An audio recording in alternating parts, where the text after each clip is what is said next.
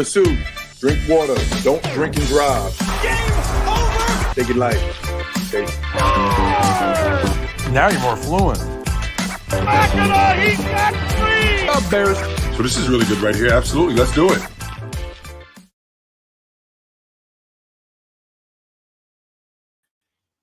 Yes, sir. Welcome to the All American Hoops Podcast, episode 42. And obviously, if you ask the average person what the number 42 is, obviously they would say Mariano Rivera, Jackie Robinson, one of those. But I'm super pissed off at myself right now because I have a very small Al Horford jersey in my closet right now that I should be wearing right now, but it's very, very tight. I was going to put it on, but ran into a couple things before the pod, so I wasn't able to put that on. However, I do have my Al Horford is good jersey as well, but unfortunately don't have that. Or I do have that, but it's not wearing it. And obviously instead I'm wearing the merch, which you can buy at the Sports Fluent Media Shop, link in my bio. So, we got an awesome show ahead of us today. Even though last week was technically the first episode of us switching the time slot. However, this really feels like the first episode because we got the full panel back. Matt's been with us. He was out last week. Shout out to him. He really picked it up for the past few weeks, few months actually, that I really say that. And also John will be rejoining us because obviously he wasn't as regular the past couple months. He did join us the one Sunday segment that we had. But now he should be back with us, maybe not full time, but like the closest thing to it. So 8 o'clock is already awesome. We're very, very excited for it, and it's going to continue on to be like that. But anyway, great show ahead of us today. We're talking about the Celtics Media Day. They just had their Media Day on Monday. Going to be talking about Jayson Tatum. I made a poll about Jayson Tatum the other day. I thought the results were very interesting. I'm not even going to say hateful because they were actually I was actually pleasantly surprised with the results. And after that, we're going to be ranking the Robins because Yahoo Sports came out with the list the other day of their list of Robins. Robins as a number 2. So we're going to compare our list. John and Matt made their top 10. I made my top 30. However, it got lost in I wrote it down on paper during my lunch break at school today. That got lost, so I'm probably not going to do my top 30. Maybe I'll do like my top 10, 20. We'll see. But yeah, awesome show. I'm looking forward to it. This is the All American Hoops Podcast.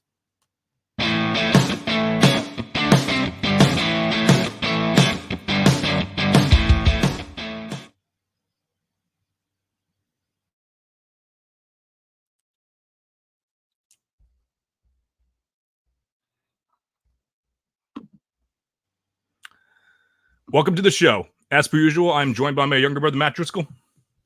Chris, it's always a pleasure. Like you said, the Al Horford episode, this is the one we've been waiting on. Also, the return of John is pretty huge. I would just like to take this time and apologize to Chris for that awful dinner I just made. John, you're lucky you're not home. You didn't have to eat it. It was tough. It was tough. There's, we're still in the off season, but this is a learning experience. We got to be better, but So we'll get back. I made chili, John. We talked about this a little bit. Usually I use the canned beans for chili. They're sitting in like the water or whatever. You dump it in, it cooks with the chili. When it's simmering, it's fine. This time I used dried beans, and the beans did not cook, and it might have been the worst food I've ever eaten in the entire world. So I just did a quick Google search now on the topic of beans. Though the cost of savings of dry beans is appealing, it does take time and effort to cook with them. Matt, quick question: how long do you cook these dry beans for? I put them in when I put all the other things in, and you're supposed to bring it to a boil, then let simmer for 30 to 45 minutes. Okay. I let it simmer for 45. And it did not Just work. off of a quick Google search, just did a little background research. I know the viewers are definitely interested in this, but it could take 3 to 24 hours to cook dry beans. I looked that up after I dumped the beans in, waited like 15 minutes, and realized it's a little different. So yeah, there was which is stupid. Put my hand up. Accountability. What? Why do we own dry beans? I don't know. Does mom have the time to just be like frying up beans for 24 hours? How is it expected? I think you just soak them in water for that long, and then you just cook them normally. That is 100% what we've done for all those years now. Yeah. Yeah, I will never be doing that. Canned beans are the way to go. Anyway, All American Hooper, it's great to be back. Yeah, I was gonna say I love how Matt just totally hijacked that segment. I was gonna have a nice introduction about welcoming you back, but instead we just talked about beans, which is very fitting of this podcast, knowing how much side tangent we go on, which I blame myself mostly for that. I escalated the bean talk though. That is true. So, Yeah, very very very true. So we got an awesome the agenda and just talk about this for the rest of the show. We can, Chris. I got a lot of talking about it to do. Okay, yeah. I think we're gonna pass on that because I think that our producer Tony would be a little upset. We're talking about beans the entire time when it says on the YouTube link about how much beans we're talking about. However, Matt McCann, shout out to him. Yeah, he seems to be really enjoying this part of the show. So that's all right. But however, a little side note, Giants are gonna be starting in 6 minutes. So shout out John and Matt for delaying their start. Watching that, however, I do have a feeling that if the Giants were a little bit better, they might have taken the taken the week off. But given which maybe I'm being too pessimistic. Maybe they do surprise us a little bit like they did last week, but we'll see. Yeah, probably right. Not me, but so as I mentioned the other day, Monday was media day, so. For those of you not watching, media day is basically just it's the first day that the team got together. Press reporters got together and we got to interview all the players. This was one of the most refreshing media days that we've seen. Obviously, all the Celtics are in a great mood. They had a great summer from winning the title, so it was a very very nice day to see. Obviously, there were we saw a ton of great answers, a ton of great quotes from a bunch of people. So, John, what were your takeaways? You could mention any player, coach about regarding media day. Yeah, I mean, I think there's a lot to talk about. It's one of those things where I feel like I guess I don't really have much experience in watching a team's media day after they win a championship. As Mets, Giants, and Celtics fans, the Mets certainly haven't really given us that opportunity, and I think we were all pretty young to see that for the Giants, but and the Celtics in 2008. But I think it's pretty cool to see. I think a lot of these teams, when they do win a championship and then they show up to media day a couple months later, it's a whole lot of praise. It's a whole lot of just enjoying the fact that you're the defending champions. And I kind of expected that from the Celtics, but it doesn't really seem like that. The NBA did them a great favor by disrespecting both of their stars all off-season long and absolutely negated any kind of potential, championship slump or championship hangover coming into the season. These guys are driven, they are angry, and they're ready to prove everyone wrong again. And it's that's kind of what I took, as a general, my general thoughts on media days. Everyone's still pretty locked in. Everyone's ready to go. And they're led by their maniac Joe Mazzulla. Yeah, John. Made some good points there. I agree that they do look driven. I mean, I hope that that's like not just like our blind fandom, like being like, oh yeah, like of course they're locked in. But Jaylen Brown looks like he's in great shape. We saw a video of him and Tatum working out today. Tatum's jump shot looks a little fixed. No hitch in the jump shot, it looks like. We saw Al Horford. He looks great. He's not aging. So handsome. He's so handsome. And yeah, I mean, I hope Porzingis is getting healthy. I mean, he was there in media day. It seems like he's doing all right. I mean, we know he's out for the first couple weeks. But yeah, like you said, Joe Mazzulla is still a maniac. He still wants this camp to be training camp to be very hard, even harder than last year, which is awesome. I love Joe Mazzulla. But yeah, a lot of great takeaways. Have you ever heard a coach say that he's happy that a player didn't get an award? And he didn't say like maybe like it'd be one thing if he said like, oh, maybe this is gonna drive him to be the best, which is like what any other coach would say, like, oh, it's time to prove the doubters wrong and everything. Joe Mazzulla said, nope, I'm happy that my player didn't get the recognition he deserved, so he can finally just go all out. I don't really know what to think of Joe Mazzulla a lot of the time because like oftentimes I just think his delivery is wrong, but It's not his. I don't believe his delivery is wrong all the time. I think that he genuinely believes the crap that he says all the time. So yeah, but speaking of Joe, yeah, I loved everything that I saw out of him. Yeah, like I gave that 5-minute tangent last week about how much I appreciate Joe Mazzulla and how he's a top 5 coach in the league. Even though John and Matt disagree, they think he's top 2. Which I'm not gonna fight you on. Obviously, either. What was that? Not these two. I think yeah, Yin too. I think top 5's good. I think that's yeah. top 3 is the argument. And while I was giving my tangent, I'm still yet to get a results a legit answer. What has Ime Udoka proven to be on Joe Mazzulla's level? So yeah, we can have Ime Udoka to thank for misbehaving to give us Joe Mazzulla. So lots to be thankful for there. But yeah, Jaylen Brown looks extremely fired up. I can not for nothing that picture of him like with the all 3 trophies ahead of him, that may have been the hard. Jaylen Brown has like a ton of hard pictures, like including like the corner 3, the dunk over Giannis. This probably was the hardest picture I've ever seen. Like him just winning a ton, and this is after he signed the thickest deal ever, and people were saying that he's not going to be as driven, but he just totally proved the data drawing there.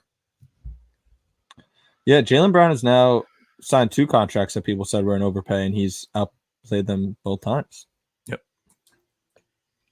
I think we got everything for media day.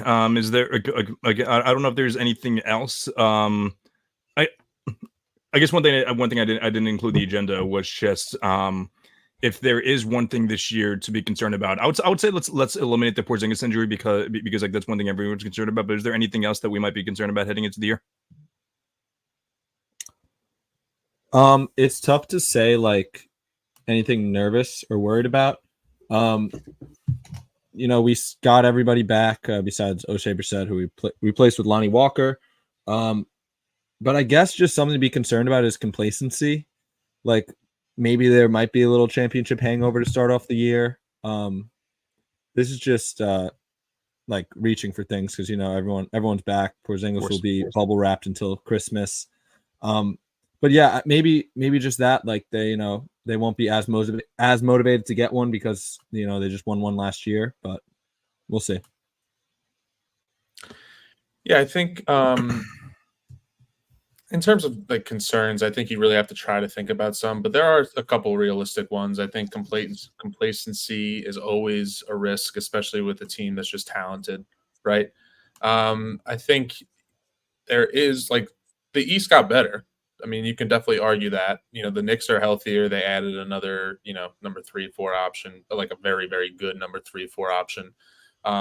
With Porzingis not really coming back till Christmas, they're not really going to stack too many, as many wins as they would with him there. And there's always like, an injury or a health risk, right? There's always, they got lucky last year with the exception of Porzingis, and it's kind of silly to say that because, with the exception of losing their number 3 option for a majority of the season, or majority of the later part of the season. But, they did get lucky with, JB, JT, Derek, Drew, Al, all stayed relatively healthy for a good chunk of time there. So I think that's probably the biggest concern. The East got a little healthier. And I think, we're all like, a lot of teams in the NBA could say, okay, well, our biggest concern is our bench. Our biggest concern is our 3-point shooting. I think with the Celtics, it really just boils down to our biggest concern is everything that is uncontrollable, which is nice to true. Yeah. 100% agree with all that. Yeah, really nothing else. Like we got the playmaking, we got the wing. I'm not even more wing help because as much as I love Brissett, maybe you can say that Lonnie Walker may be a little bit of a downgrade because of defense. I do think that Walker is a little bit of a better player in my opinion. I feel like most teams would have taken Walker over Brissett. But yeah, that's just, I feel like you can go either way there. I know that what's that show that none of us watch because we don't live in the area. I don't want to see none of us live in the area because we won't watch that show anyway. But the Boston show, what is that? Some Felger and Maz. I know that they were saying that like, oh, they should have gone after another big. how many backup third string centers do they think are in the league? Because I remember people they did this last year with Cornette and saying like, oh, Cornette's an awful third center. Who the hell is a better third center? Like you could maybe say they could have improved, but you got an all-star center, and then you got like one of the best, probably I think the best backup center besides maybe Naz Reid in the league in Horford, and I know those guys are older, so maybe you want a slightly better third center, but you got Luke Cornette on the rise. On the rise. He's actually not that young, but Namus Keita, who is going to be an experiment. I think he's going to be I think he's gonna be better this year, given all the rest and everything. And then obviously I love Xavier Tillman. That's another thing I talked about Joe Mazzulla last week is his Xavier Tillman's ability to fit into most systems, because he's like a guy who can guard the bigs and guard wings, and then he had that huge three as well in the finals too. I say huge three, but it was in the third quarter, but still it was one of those things where like once you're the three, they're like, oh, wow, the Celtics won the damn finals. So yeah, not much else to be concerned about. But I don't know if you guys realize I was shaking my head when John mentioned the Knicks. I have committed to it. I'm double. I usually don't double down on my hatred, especially when they prove me wrong. I'm doubling down this year. I do not think the Knicks are going to be past the second round, which isn't that bold of a take, but I think it's a better shot they lose in the first round to make it to the conference finals, which I mentioned in the chat the other day. I disagree with you there. I think that they did get better on paper. I should have said that. Yes. Yeah. So yeah, that's my take there. I do think they did get better on paper, but I definitely think there's a better chance they make the conference finals than lose in the first round. I think the teams on the lower side of the East aren't that great. I disagree. Obviously people bring up this Bucks and the Sixers as their biggest threats, which is true. But that being said, the Magic are young, on the rise. The Cavs have a very solid team as well. They were without their starting center last year during the playoffs. People forget about that. Or they're with them for like the first few games, I think. But then against the Celtics, he didn't play at all. So, I do think there is a world where the Cavs beat the Knicks in the playoff series. I would probably pick the Knicks if you asked me today. I would say the Knicks, even though the Cavs would have the big size disadvantage. And obviously, of course, I don't have too high expectations for both of these teams, but the Pacers and the Heat both have a history of overachieving the playoffs. So, is there not only do I think there's a wood with losing the first round, I don't think the Knicks win more than one playoff series next year. Yeah, well, Chris, I think if the Knicks run into hobble Joel Embiid in the first round next year and get 2 home wins helped out by the refs, then yeah, they'll probably make it out of the first round. But in a head-to-head series, but like you try to think of Knicks probably finish as a top 3 seed in the regular season, right? So who does that have them match up with in a potential playoff series, like Hawks, Raptors, Magic, Pacers? Probably the Heat, because they don't play in the regular season, and then blame injuries when Jimmy Butler gets hurt after playing 30 games. Exactly. Chris, you put it on the agenda, but you didn't say it yet. Do you guys think that the Celtics are still the favorites to win the East? Not the East, to win the finals, and who are their biggest competitors? Like who would be like the second or third favorites if the Celtics are the first? I don't really trust anyone outside in the East really. And yeah, and you guys are going to shake your head again, but yeah, I do think the Bucks have the best shot because of Giannis, and because of Giannis and the potential of Dame. That is it. And Chris Middleton has been very good in the playoffs the past 2 years. I want to give him credit there, but I do not expect him to have a full season in addition to the playoffs. He's going to need to rest up there. So that would be the recipe there. But I do think the Bucks have the best shot. I guess the Knicks after that, but I don't know.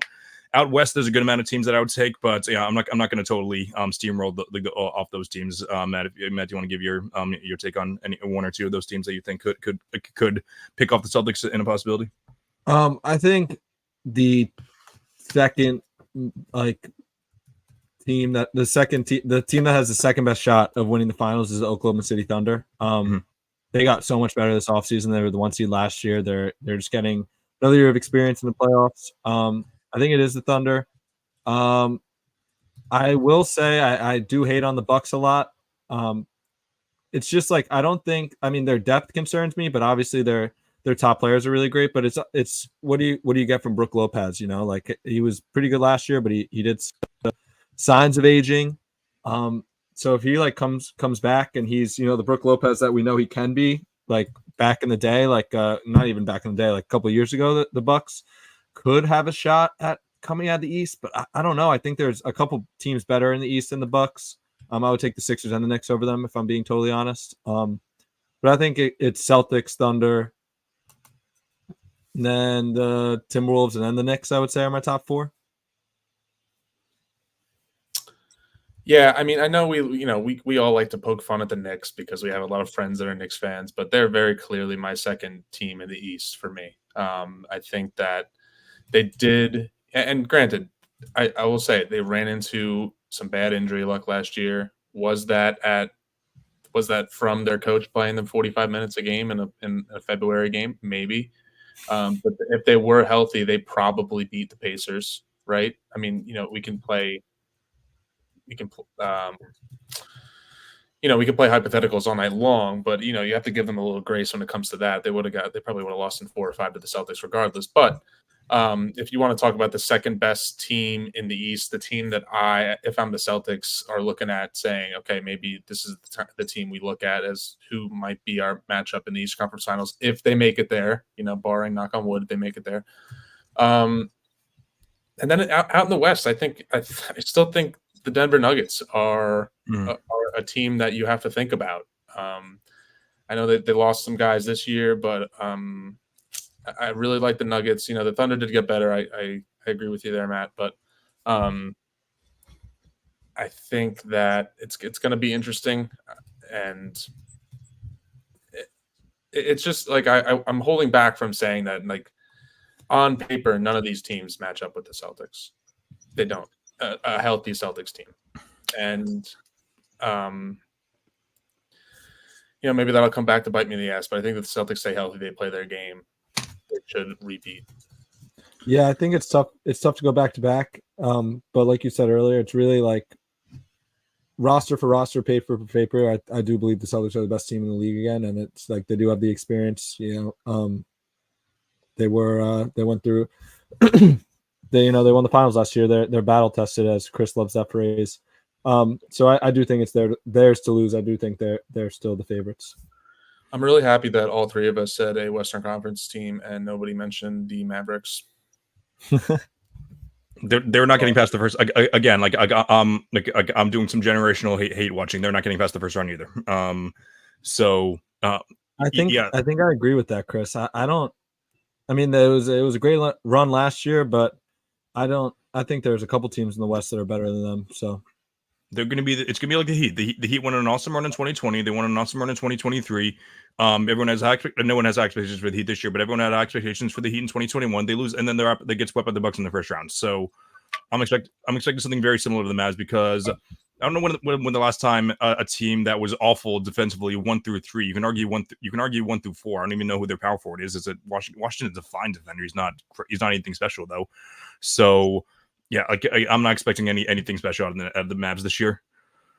Okay, so now I was able to squeak out a really quick graphic for our next segment. So I ran a poll the other day. It was if you were to replace Jayson Tatum with blank, would they still win the title? Which I feel bad for like bringing up a guest a former guest who's not here to defend himself, but shout out to Peter Foreman, who John and I each had a few drinks on Saturday nights, and we got into an argument with Peter Foreman about who we think the worst player could be that could replace Tatum. The Celtics still win the title. We think the list is very small. He thought the list was a little bigger, so we'll mention who that player was. We bullied him. Yes, just a little bit, yeah. So I made a spreadsheet of the results. I don't know how much you can see them. Okay, yeah, not bad. Let me just take off the banner real quick. So I was pleasantly surprised with the results. Not gonna lie. So LeBron came in first. I was pretty surprised at that, but like it definitely makes sense. LeBron was first with 73%. Giannis and Jokic were tied for second and third with 71%. Luka was 56%. We'll get into that, but KD 52%, Steph 50%. Then there's a huge drop off, which I was very surprised to see the drop off for this player. Shai Gilgeous-Alexander at 32%, which there was a massive argument on Twitter the other night, which I partook in, about whether the Celtics would have won the title with Shai. I'm sure you can predict what my philosophy was. Paul George was at 27%. This was a very surprising one to me. I guess they saw the small forward in Paul George and thought there was a possibility there. again, another surprise. Anthony. Oh no, sorry, I skipped over Zion, which I thought I included Zion just because he's like a young up and coming star. I was not expecting that high of a number, 25%. I kind of wish that I put Kawhi there instead of one of the younger guys, but I didn't. I was factoring in injuries a ton, but I didn't really with Zion for whatever reason. Anthony Edwards 24%. I was very surprised at that. Jimmy Butler 23%, and then all the other ones pretty low. Scotty 21, Paulo, AD, and Fox 20. Halliburton. Scotty Barnes. Yeah. I just put Scotty, so maybe the Who one that's voted for Scotty Barnes. well, Matthew obviously, but I did. yeah, so You did?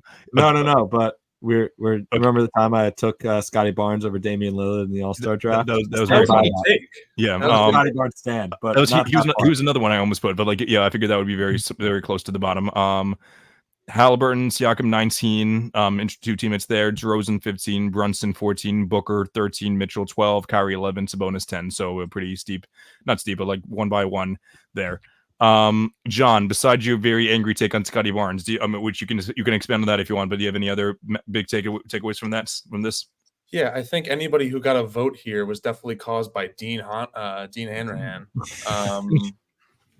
I also think that it's an interesting question because there are a few people on this list you could definitely make the argument are better or ranked higher than Jayson Tatum in the NBA. You know, Giannis, Jokic, Luka. Again, argument, but I think that you can take ability into consideration here. But are these guys going to be willing to give up, 3 to 4 points a game, make the extra hockey assist instead of taking the contested shot or instead of, trying to get your stats up to 30 points a game and whatever? Jayson Tatum sacrificed a lot this year to win a championship. I don't know if some people on this list that got a bulk of votes will be willing to do that. Now, like LeBron would, obviously we know he's like a good playmaker. Maybe he actually, if they got off to a slow start, he would have shipped everyone else out for his old friends. But Giannis, I think I agree with. Jokic, agreed. Luka, I totally disagree with. I think the entire reason why the Celtics went 16-3 in the playoffs is because of the defensive versatility that Jayson Tatum provides. Luka Doncic is not guarding any centers. He's not guarding anybody. He's not guarding the two guys on this podcast right here. But I think, like KD, Steph, yes. SGA, I don't know. Is SGA getting the same 10 free throws a game if he's wearing a Boston Celtics jersey? I'm not sure about that. But I won't, I'll let you guys go down the list yourself. But those are a couple of the things that I was thinking about while looking through it. There's a couple things I was surprised about. I'm surprised Luka's only 56%. I would think that would be higher. Sorry, John. I disagree with you there. I think if Luka was on the Celtics instead of Tatum, the Celtics still win the finals. And everyone else averages 13 points a game while he takes his 40 shots and eats cheeseburgers on defense. Yeah, I mean, obviously a massive hit on defense, but Luka's a top 5 player in the league, like consensually. I think, argument for top 3. So I think, you replace a Tatum with the top 5 player, the Celtics still win. I do agree about KD and Steph. I think if you replace Tatum with either of them, they also win. I was shocked by SGA at 32%. Everyone seems to love SGA. Present company excluded with John and Chris on the pod, but I mean SGA he's a big guard, but he does play 2 ways. He does move the ball around, and he was good in the playoffs this year. I know he lost in the second round, but I do think that if you replace SGA with Tatum, the Celtics still win. But everyone after that, I'm looking at the list. I don't think anybody. I mean, the next one I would say is probably Ant, but I don't think that if you replace Ant with Tatum, the Celtics win, because it's just kind of also with roster construction as well. It's tough to replace a wing with the guard on the Celtics because you got Drew and Derek, right? And then Porzingis was out, so in this situation, Porzingis only plays, what did he play? 4 full games in the playoffs. Porzingis is out, and that means Al has to play more minutes. That means Tillman and Cornette have to play more minutes. You probably get more of Sam Hauser. So it's a lot. It's a totally different game. But I think to a point, you just can't like really overthink it. Like, all right, this guy, if you add a top blank player in the league to the best team in the league, do they still win the finals? Yeah, I agree about everybody up until SGA. Yeah, I think the poll kind of cuts off. You see a big drop off after Steph, right, at 50. I think the drop off should be after SGA. Like, to be honest with you, like anybody above SGA and above. You froze there a little bit. Yeah, a little bit. That's okay. So, yeah, all of you guys made great points. I think my biggest takeaway, obviously I don't think like LeBron and KD aren't really too big of a discussion. Steph is an interesting one because obviously if Steph was on the roster instead of Tatum, they'd make more changes to it. Like one of D White or Drew wouldn't, like they wouldn't have traded for Drew, obviously. A couple other moves may have been on the table. I was super surprised at Anthony Edwards, actually. That was one of the more surprising ones. I think that Ant is one of the more, which I spent all offseason hating on Anthony Edwards. But that being said, I do think that he's chest outs. I redid my list. He's chest outside my top 10 now. So, like a guy that plays both ways, but maybe he's gonna, he's definitely not gonna be as willing to like take fewer shots. He's like as great of a defender he is. He's not gonna be guarding the centers. Maybe he would take on Luka and he'd probably take on. He was guarding Kyrie. He got cooked actually. So maybe that's a bad example. But so I don't know. I think that's where the line is. It's like the SGA to Ant, like where. Except that I don't think that Paul George and Zion. I don't think there's a world where. I'm saying Ant should be right below SGA. Right. Yes. Paul George and Zion. I think there's a massive drop off, and I totally agree. I think Booker and Brunson should be higher than a couple of these guys. Mm-hmm. I don't think you replace Tatum with either of those guys. The Celtics win, but I think they should be higher than a couple names on this list. What about AD? I know that we talked about him on the show a few weeks ago about him probably not being good enough to be the first option on a championship team, but in this setting, because essentially you're replacing Tatum the power forward with AD the power forward too. Like it's not like it'd be too much of an adjustment. They'd make some changes, but their defense would get better. Like as much as we value Tatum's Tatum's versatility, AD is the best defender in the league. Their offense would take a slight hit, but that being said, we would lose some playmaking. But it's not like AD is always demanding for the ball. But he's obviously like I would say outside of Embiid and Jokic, definitely like the most physically dominant center in the league. But again, we've talked about it. We definitely trust AD in the spot more than we trust Embiid. So. I don't know. I think there is. I don't know if I would say for 100% for sure, but I do think there is 100% a world where the Celtics win the title if it's AD instead of Tatum. Like I don't hate that take. I believe I said I think Anthony Davis can. You did say that the first option. So I guess I'm kind of going against my word here because the Celtics are, I believe, one of the best teams that have won the finals in the past couple of years. So, you replace the best player for Anthony Davis, and it's also like he would be the first option scoring wise, but it would be different because I don't know if he would, honestly. You know what I mean? Like it would be like him and Brown. And so it's a very cool hypothetical to think about. It's just way different than because like I said, that means the Celtics, I mean, they didn't really struggle without Porzingis. What was it, 16-3 in the playoffs? He played 4 games, like I said before. I think it's 4 and 5 was the last game that he came back for. I mean, they probably benefit more with another big guy, I would assume, without Porzingis in there. True. So maybe AD too. That's a tough one though. Yeah, it's a very tough one. Give me 1 second here. Outside of that, it's funny. I was actually, even though I 100% agree with the results, I was expecting a slightly higher thing for Paolo Banchero because I feel like I love Paolo Banchero. I do feel like he's become a little overrated over the summer, but I know the guys on our guys that pick a side. Who was it? I'm sure it was Joel. I think it was Joel and Drew who was on the show with me, and I'm pretty sure both of them said like during at the beginning of the finals that if Paulo was on the team instead of Tatum, that there was a shot they won, which I don't think there's a shot, but I was expecting slightly higher results there. I don't think so. Paulo's playmaking needs to improve greatly. 100%. He turns the ball over too much. For right now, I think it will improve. But I'm saying right now, Absolutely, yeah. That's another example of like another young player that I really enjoy watching. And then you get like these, two guys that are just like trying to, get a rise out of Celtics fans, which I get. Like it's pretty easy to do, right? Not out of Celtics fans. They were trying to get a rise out of Dells more than anyone. Like not all Celtics fans. They were trying to get a rise out of Dells because he was on the panel for that. I just like.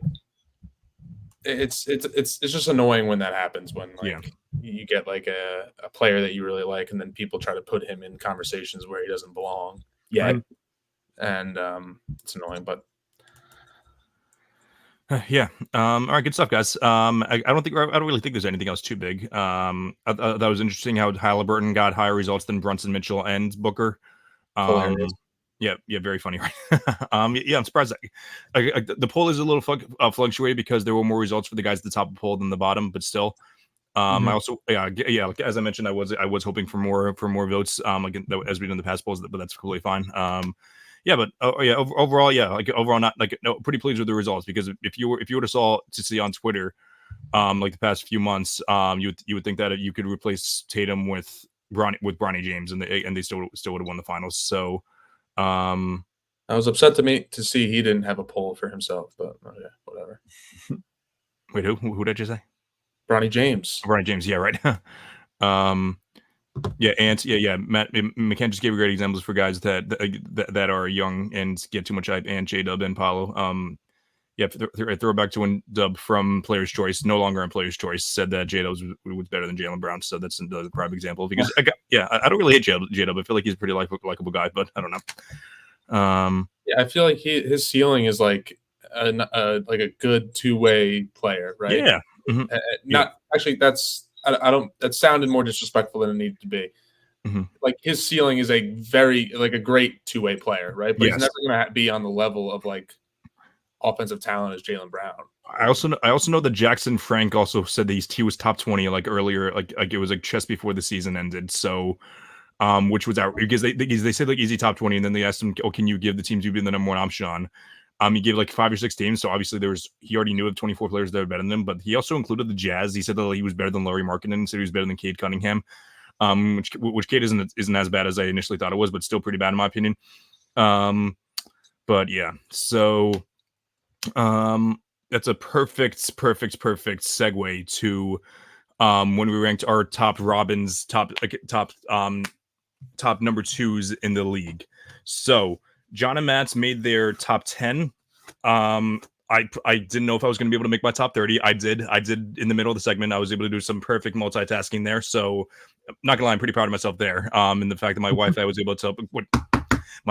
able to not crash out while I was doing something else. So I'm very happy about that there.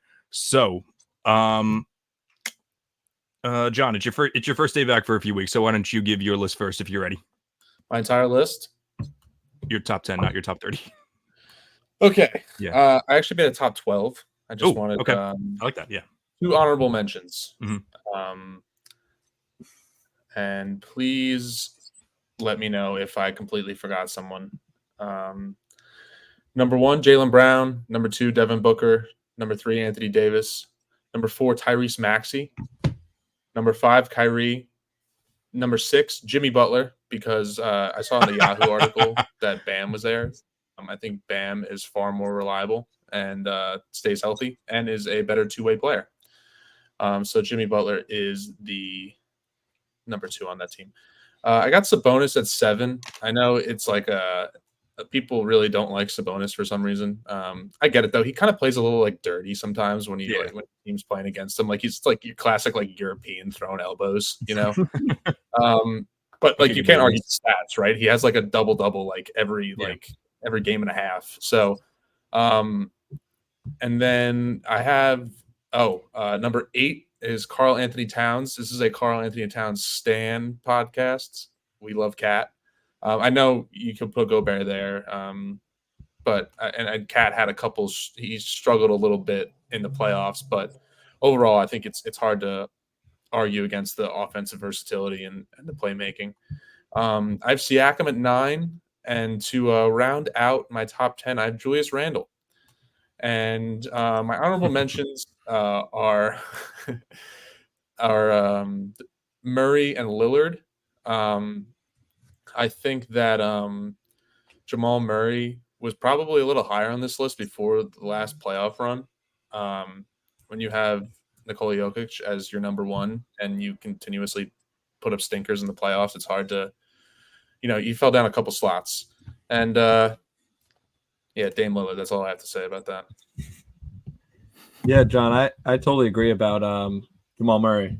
When I give my list, he didn't make my top 10. He is in my honorable mention as well. But after the last playoff run, like, it was really, really disappointing from him because he's supposed to be like I was talking about it with a couple of my buddies at school, like before the playoffs started. Like, he's one of the best playoff risers in the league, and he totally proved me wrong there. So, Chris, should I go with my list, or should we discuss John's a little bit? Do you have any takeaways from the list? Because I don't. I have almost the same, like, different order, but I do have the same guys. I have one more honorable mention. It's just, but a little bit of a different order. Okay. Yeah. Since that's the case, you can, feel free to go right ahead. All right. I'm going to go honorable mentions first. 13, I have J-Dub. We just talked about him. I really like J-Dub. I think he's a very good two-way player. I really like the Thunder. I think they're going to be very, very good this year. I don't think that's like a crazy hot take, but they're fun. They're young. They're fun to watch. And I love guys that play both sides of the ball. Number 12, I just talked about Jamal Murray. Definitely fell down a couple slots after this postseason and this season in general. At number 11, Chris, you're going to hate this. I have Damian Lillard as well. He just fell outside of my top 10. When I made this list, a lot of the things I did was like how well you can be a number 2. Like, Dame might be better than some of these players on this list, but I think his play style and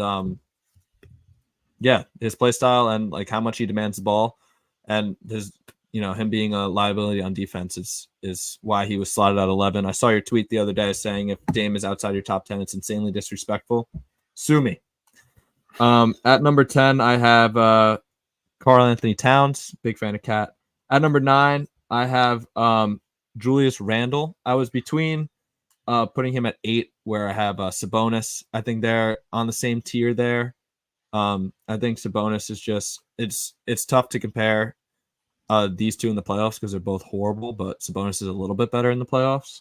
At number 7, I am a huge fan of this guy, Pascal Siakam. I think he's going to be great this year. Playoff riser, killed the Celtics. I'm a huge Pascal Siakam guy. At number 6, I have the clear number 2 option on the Miami Heat, Jimmy Butler. I totally agree with John here. Bam is more available. I think he's just a better player.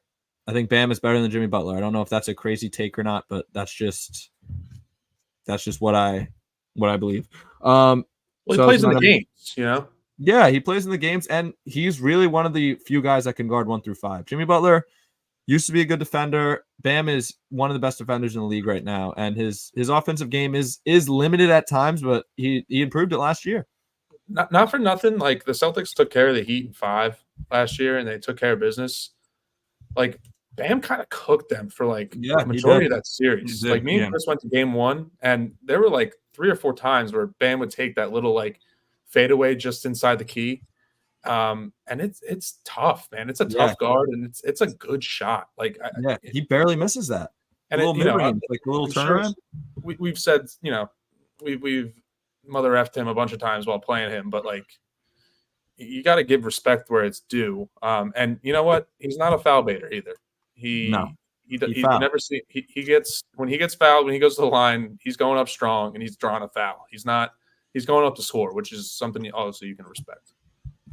Yeah. So that was my number 6. Number 5, Kyrie Irving. Although he kind of collapsed in the finals a little bit, he's he had a great playoffs before then. At number 4, Tyrese Maxey. Chris, you said the other day you think that Tyrese Maxey is getting maybe a little bit overrated. I disagree. I love Tyrese Maxey. I think he's gonna be so good this year. Maybe his counting numbers will go down with the addition of Paul George, but him in the playoffs this year, I liked him a lot. It just went up a couple levels. Number 3, I have Devin Booker. We talk about Devin Booker a lot on this podcast. I think he's the third best shooting guard in the league. I think I had him at 3rd or 4th. At number 2, I have Jaylen Brown. I really wanted to put him at number 1. I'm sorry, John. I'm happy you did it. But at number 1, I have Anthony Davis. I do agree with Chris that I do believe that Anthony Davis is the best defender in the league. And yeah, I think he's the best number 2 option. In that case, we all must think that Jayson Tatum is so much better than LeBron James as a number 1. Base. That's all I gotta say. You kidding me? I do agree with that, John. Awesome. Yeah, also, I want to shout out Matt McCann and the Rizzler in the comment section. Yeah, that's interesting. Keep it coming, guys. The Rizzler's given us a lot of love. We appreciate it.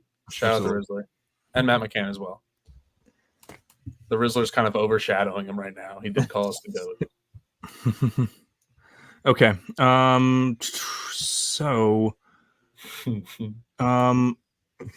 So I did make my 1 through 30, but however, I accidentally screenshotted my like 1 through 30. I wanted to do it 3 at a time, and I was able to do 21 through 30, which I guess I can share right now. And I'll do 1 through 20 because for whatever reason that's not working. But I will share my 21 through 30 right now and get you guys speaking about that. But yeah, I'll get my rundown for that real quick. So at number 30, I do have Jordan Poole. What a goddamn fall off for him. He looked like an up and rising star on the Warriors. Then he got punched in the mouth by Draymond. So big things happening there. Number 29, I have Cam Thomas, which I know they had Dennis Schroeder as the number 2 there. I don't know if they were talking about Nick Claxton or Thomas is the best player. I do think Nick Claxton is the best player on the team. But yeah, I don't know what the thought process is there. Cam Thomas is going to be probably the leading scorer on the team. I do have Chris Paul at 28. They had Devin Vassell ahead of him, which not an unreasonable take, but like I am expecting Chris Paul to have a slightly bounce back year. Number 27, I have a big fan of Jaden Ivey. They did have my guy Tobias Harris on the Yahoo Sports list, which I was very surprised at. Yeah. So then number 26, I have Brandon Miller, what you keep on seeing, like they saying like, oh, Will LaMelo Ball and Miles Bridges lead the team. Where is Brandon Miller in this thing? Yeah, I think he's been super disrespected, and that piece of shit shouldn't be. It shouldn't be getting more attention than Brandon Miller. Number 25, I do have Emmanuel quickly. I know that RJ Barrett was put ahead of him in the list, and I know the Dean thinks that RJ Barrett is better than IQ. I disagree slightly because I do think that IQ is able to rise the team's floor a little bit more, and maybe ceiling could be RJ, but I'm not really 100% sure there. Number 24, I have Anthony Simons, which the Blazers are a tough one because I don't know. I thought that Jeremy Grant and DeAndre Ayton were the 2 best players, but however, they did put DeAndre Ayton as the they did put Grant as the Robin, but I do think that he's slightly better than Simons. 23 got Colin Sexton. I'm a fan of Colin Sexton. I was thinking about putting Walker Kessler ahead of him, but yes, I'm a big fan of both of them. I'm not really expecting much from the Jazz this year. I don't think either of them should be number 2s or 3s on a team, which is why the Jazz are a pretty bad team. 22, I got Clint Capella. Maybe looking back at it now, they're probably a little too high for that, given that the Hawks kind of stink, and and even though he's pretty good, I feel like he's a pretty large reason as to why they've underachieved. And 21, I do have Kobe White, which I think Zach LaVine's coming back this year. That's what's going to happen eventually, which is why I do have him and not Nikola Vucevic as that guy. So any takeaways with my 1 through with my 21 through to 30? I might put Brandon Miller a little higher. It's tough when comparing these guys because I don't watch a lot of Hornets or a lot of Raptors games. I will admit. Also, you mentioned the Jordan Poole incident. Can I disagree with both sides of that? I think Draymond was wrong, and I also think that Jordan Poole probably deserved to get punched. So that's my take. I 100% agree with that. Yeah. I definitely don't disagree with that. Yeah, I think that I agree with your take on Brandon Miller, Matt. I've always been a massive Brandon Miller guy. I thought he should have been, after Wemby, should have been the second overall pick. And I'm actually, it's an interesting question about IQ versus versus RJ. I think that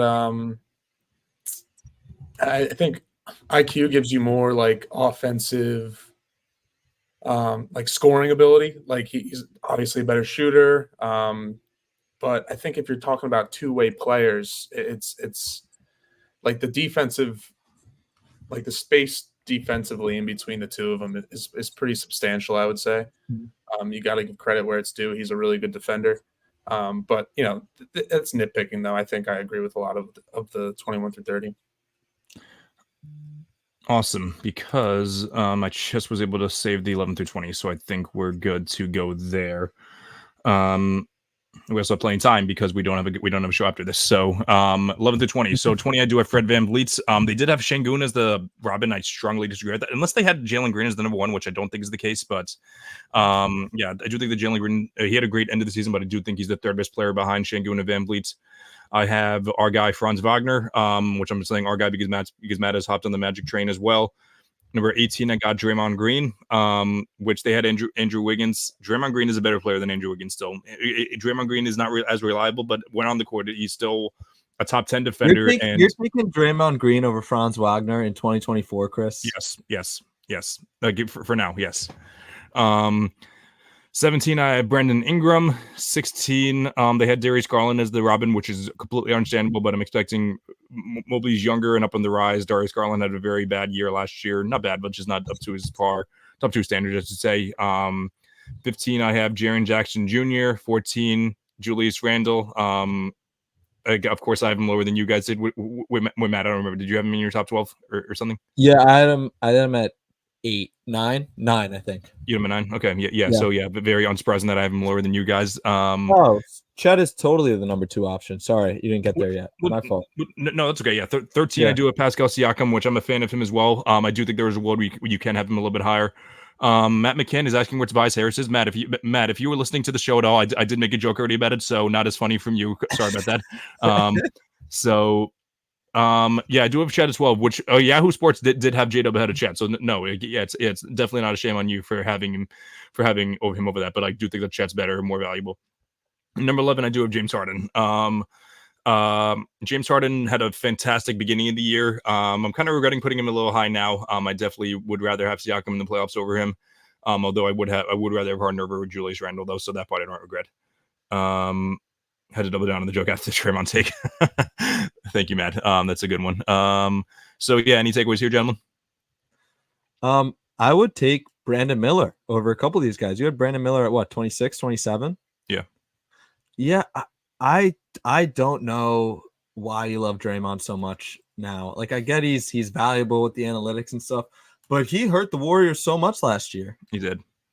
He's done. I mean, he's the reason KD's not there. He's the reason. I mean, Jordan Poole now stinks, but I think Draymond had a big part of that. He's not on the floor half the time. I think Franz Wagner is so much better than Draymond Green. I didn't know that was even a take that we could have, but I think you're overrating Franz Wagner a little too much there. He's a good player. Yeah. Draymond Green almost averaged 9 points a game last year. Okay. And you know what they say, when guys get older, they get better at defense. So clearly he's improved his defense. Okay, guys. You actually like I have him in my top 10. I have him at number 18. Let's calm down here. Is it crazy to say I think Brandon Miller is going to be better than Draymond this year? No, it's not crazy to say that because he was a rookie this year. So I'm not. Yeah, I'm not. I'm not too angry at having if you want to move up Brandon Miller a few spots. Franz 19, 6, and 5 with good defense. Magic defense was elite last year. Very true. Yeah. The Warriors defense with Draymond was good last year. I remember you said that. What was that? It was a 6-point swing with him on the court, then off the court. What was that for 50 games though? Like yes. So they lost by 6 instead of 12. Like actually, it was probably a little smaller than that because he was probably a liability on offense. So I will say I do like the James Harden is a little high, but me and actually Matt McCann and I the other day were talking about James Harden and how he's kind of changed his game a little bit, how he's more of a playmaker, how he doesn't foul bait as much, how he's still not great on defense. But I feel like he's less of a liability now because he has taken less of an offensive load. But yeah, I think 11 is too high for him, but I do like the respect for James Harden. Good stuff. All right, top 10. Number 10, I do have Jamal Murray. I was actually thinking about swapping Harden and Jamal Murray, but essentially does come down to playoffs, which Murray wasn't great in the playoffs, but he did have those few clutch moments. Number 9, I do have Domantas Sabonis. I already see Matt's reaction to a few of these. I'm very interested to see what his takeaways are. Number 8, I do have Rudy Gobert. I'm going to double down on this take until it's not true anymore. The Wolves were good this year because of Rudy Gobert's defense. They were the best defense in the league because of Rudy Gobert. Anthony Edwards was the best player on the team, but their defense was elite because of Rudy Gobert. I do not think that he was better. I do not think the cat was better than him at all. 7, I do have Tyrese Maxey. Elite in the playoffs, but he was not very good when Embiid was off the court. Granted that he didn't really have much help, but as the number 2, you really should be stepping up, which he really didn't. 6, I have Tyrese. Wait, did I put Halliburton? Okay, that was a mistake. I don't know why the hell I did that. I definitely meant to put someone else there. Siakam. Damn, that's embarrassing. Okay, I don't know. Yeah. So, damn. Okay, yeah. I'm gonna have to revamp this list in a second. But obviously too late for that now. But yeah, I do have Bam Adebayo, then Damian Lillard, then Kyrie Irving.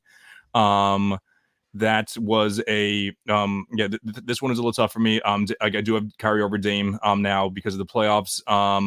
And yeah, I know that we shit on Jimmy Butler a lot here, but let's be honest. In a big playoff game, you want Jimmy Butler, not Bam Adebayo. For now, Jimmy Butler is aged a little bit. What? He won't play. He's hurt. Not always, but he's usually available for the playoffs. So yeah, I'm taking Jimmy Butler over Bam Adebayo for now. And Booker. That's who it was. So yeah, Booker. Yes. Oh, thank God. So yeah, Booker. Where did you have Siakam? Sorry.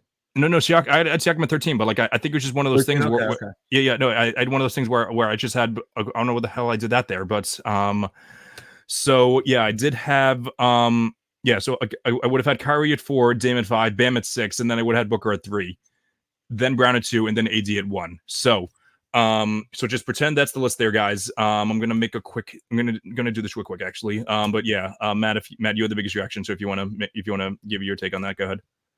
I guess my biggest takeaway was Kyrie in the top 3, which now I know is top 4. I think that isn't crazy to have him in the top 7, but I think top 4 is a little silly. I think Kyrie had a pretty good playoffs, a pretty decent playoffs before the finals, where he was awful in the finals. He was unplayable at points in the finals. I think with the drama that comes with him, and I think with the playoff disasters he has this year, I don't think he deserves to be in the top 4. Dame, it's just I think we'll know a lot more about Dame after this season. Yes. If last year's season was just more of a adjustment period to Milwaukee, he did get hurt for a little bit. Or it could just be he's older and he's worse. And when he's on one of the best teams he's ever been on in his career. I know some of the Blazers teams were good, but not as good as this Bucks team. Maybe I don't know. Maybe he's the start of his career, going towards the end is happening. I think if that's the case, he should not be in the top 5 number 2s. If it's a similar year like last year's.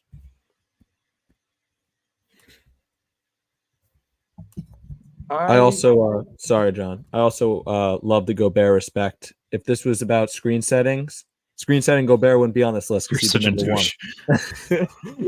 No, I do like the Gobert respect. I don't think he's top 10, but I do like it. Sorry, John. Go ahead. I think Kyrie had a couple big games in the playoffs leading up to the finals, and that totally just controlled his narrative, because I thought he was pretty okay in the playoffs before the finals. He only averaged 22 points a game, and he's a volume scorer. He's not really gonna, especially with Luka, he's not really going. I know he had 5 assists or whatever, but he's not really going to impact the game with facilitating as much with Luka on the court. And he's a minus defensively. So I think that's why I had him. I think I had him 5th, maybe 6th. I wholeheartedly disagree with Dame in the top 5. For reasons we've discussed in the past. We don't really have to go into it. I had Cat over Gobert, but I think it's a matter of preference, and I don't really think they're very far off from each other, regardless. And yeah, I mean, obviously we had overall disagreements, but all arguable, right? Yeah, I think so. Yeah, like I have zero issue if you want to move Kyrie down a few spots because of the potential for the locker room to explode. I think that's more likely than not this year, given it's his third season there, his second full season, which is usually when shit starts to hit the ceiling with him. So, if you want to move him down a few spots for that, that's zero issue there. Maybe I should. So, yeah, go ahead. Go ahead, Chris. No, I don't have really much else to say. Yeah, so All go right, ahead. sorry. I was gonna say I would so much rather have Tyrese Maxey on my team than Kyrie Irving or Damian Lillard right now. Yes, it's not a bad take, honestly. Yeah, not at all. Especially for the roles that they are in. If you have Tyrese Maxey. okay, that is true. Yeah, if you're factoring in age and everything, but I do think that last year, so Kyrie, like if you remember me, before the All-Star break, I was really big on Kyrie Irving because of he was big on the advanced stats and everything, but obviously availability has to come into play. He does have a history of rising to the occasion in the playoffs. But yeah, we didn't really we saw that in the conference finals last year. We didn't really see that in the finals though. So we didn't see it all, I should say. And yeah, if we're talking, yeah, but again, I've really changed my tone for because at first I was I care more about what you could do as the number one option, but I really do care more about what can you do as the number two option, which Kyrie was very good this year as the number two option, but building a championship team, yeah. So I have zero issue if you want to put Bam and Maxey over Kyrie, and Dame, like Matt said, it's going to be a lot of it's going to be we're going to know a lot more after this year, but maybe we can have Jacob on the show again to give us the case for that. After that, yeah, I think you guys touched on everything else for my list. Jaren Jackson, I did put Jaren Jackson Jr. I'm pretty sure they had Desmond Bain instead, which I don't have a problem with that, but I do think that did they? I feel like they did. I could be wrong though. I do think that Jaren Jackson Jr. I'm a big Grizzlies guy, so I think the defensive duo of Jaren Jackson Jr. and Marcus Smart is going to be goddamn filthy, which I'm really, really excited for that. And bench scoring from Santi Aldama, Loyola legend. Hell yeah. Yeah. If I'm not mistaken, I'm pretty sure that Tobias Barkley, he was on the show very early, before we connected to Sports Flow, and I'm pretty sure he brought up the day before the Celtics traded for Xavier Tillman, the Celtics should go after Adama, so that was pretty interesting there. But yeah, yeah, I'm definitely going to screenshot this list and see what everyone else has to say. I don't really know what the takeaway is going to be there, but yeah, that'll be very interesting. So that's what we got for today. We do not have a show after this. I do believe we have a 10 o'clock show though, so it's another perk about 8 o'clock is that we can start late and then end a little bit later. Hoping not to do that again though. I'm hoping to show up a little bit on time. If Matthew actually makes us all dinner, then we maybe we can we can go back this time around. Matt, just start cooking on Wednesday. We gotta get biggie bags or something after this. I had 2 bites. I couldn't eat it. I believe we agreed to that. Yeah, and Matt, in the future, just what you couldn't do that. You couldn't have done that this week because it would have been repetitive. But instead, just do what I did: go to Food Town Monday and just buy some Mama Mancini meatballs and some nice wheat bread from something from Food Town. So that's that's. I think I'm gonna start cooking on Fridays, and I'm gonna start getting pizzas. Maybe yeah. That's a good day. Might hurt the bank account a little bit, but one last comment. Yep. Let's go Mets. Yeah, let's go Mets. Let's fucking go Mets. How are the Giants doing, by the way? They're losing. Of course. Was it 14-0 or is it 7-0 or 3 or 7-0? 14-6. All right, not terrible. Also, you guys better start studying up. Big draft on Saturday. We didn't talk about that. Oh right, yeah. Very draft Saturday. There better be multiple references to who the defending champion is. That's all I gotta say. We are in the presence. Yeah, there 100%. There will be. And I can't wait for Dean and I to get into the argument about Julius Randle being the 14th second best player in the league. So, yeah, and him I imagine that he's gonna be very pleased with my Draymond take as well. All right, so let me pull the banner real quick. Make sure to follow All American Hooper on all social media platforms. Subscribe to @SportsFreeland on YouTube to catch every episode on Thursdays at 8 o'clock now, as again, Thursdays at 8 o'clock p.m. Eastern Standard Time. I haven't written for Primetime Sports Talk in a couple months, but however, I will be getting back to those articles very, very soon. Follow at Sports Fluent on X, Instagram, and TikTok. This has been another episode of the All American Hoops podcast. I do that every single damn time, but before I have the outro ready. But so yeah, this has been another episode of the All American Hoops podcast. I'll end it like OG always does. Drink water, don't drink and drive. Put on the suits and call your mother. Call your mother. Have a great night, everyone.